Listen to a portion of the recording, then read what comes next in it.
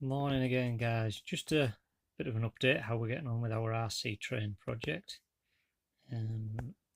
Last time I showed you all the components that we had, and now I've got them all soldered together. I'll just show you how they all fit together. Obviously our battery box here. This is the small fuse that I was telling you about. So that's going to protect everything. This is now wired up to the voltage controller. So if, like me, you want your kids to play with it, or you want other people's kids to use it and use them at shows, you can use this to turn the voltage down and control the overall top speed of the train.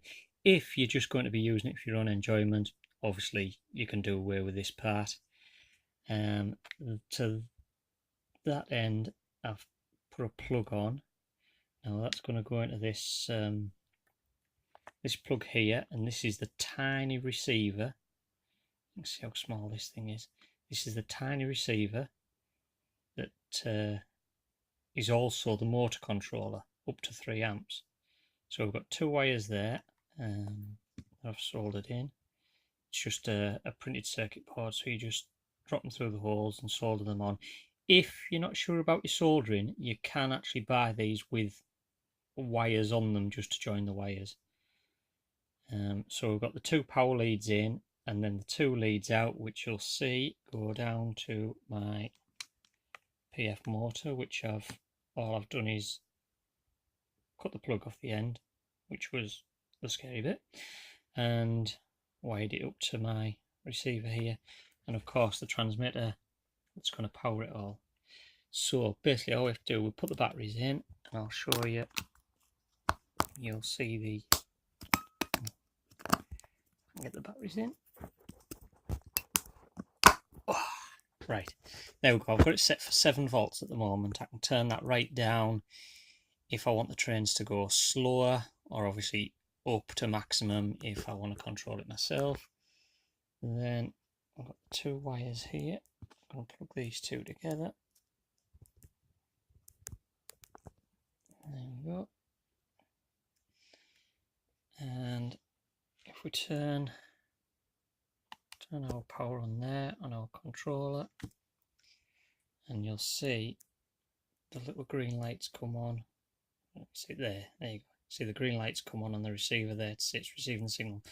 What happens is you can bind this controller via this switch on the top to 12 different receivers.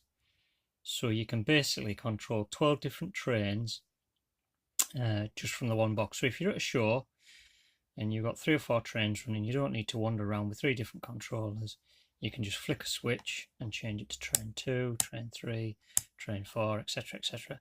The binding process is pretty easy, but what's also quite good is you could bind a loco to position 1, then you could bind a different loco to position 2, but then you could bind both locos to position 3.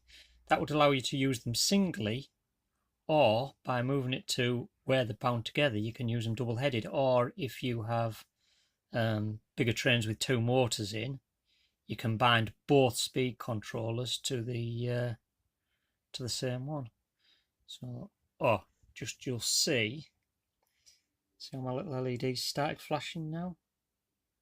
That's just letting me know that it's not receiving a signal from anything because I've turned it off, because this one's set to number 1 channel.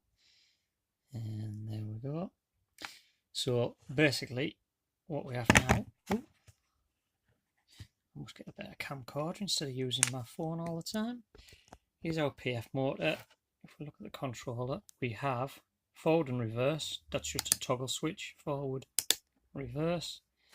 And if we leave it in reverse and turn the controller on, there we go, and off. And if we move the toggle switch the other way, we'll see. There we go. Now, you can buy these controller set off so it has a centre off, so you turn one way for forwards and one way for backwards. The good thing about this is even if you've got it going forwards, and you move the switch, it won't stop. It won't suddenly fly into reverse. So if the kids are using it, they can't jerk it from forwards to backwards. It won't suddenly mash the gears on the motor by turning it in reverse. What you have to do is return it to 0, then change it, then start again. So I bought mine set up like this, obviously, so there's a bit of a safeguard.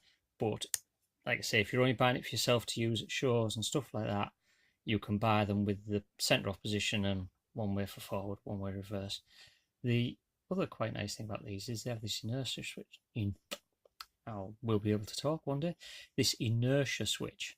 So this works like, if any of you have seen how DCC model railways work and stuff like that, you can basically turn the inertia up, put it in a forward. We'll turn round to full, leave it alone, and the inertia will do its trick and it'll start to bring the speed up. So if you've got a long freight train and you want to set it off slowly to make it look impressive, and then if you want to try your skills of getting it to stop at the station in the right place, there we go, it's coming down now to a full stop. Alright, I'm going to install them in a loco, in our mule test loco, and set up a test track, and then we'll check range and stuff like that afterwards. So hopefully see you in the next video. Bye now.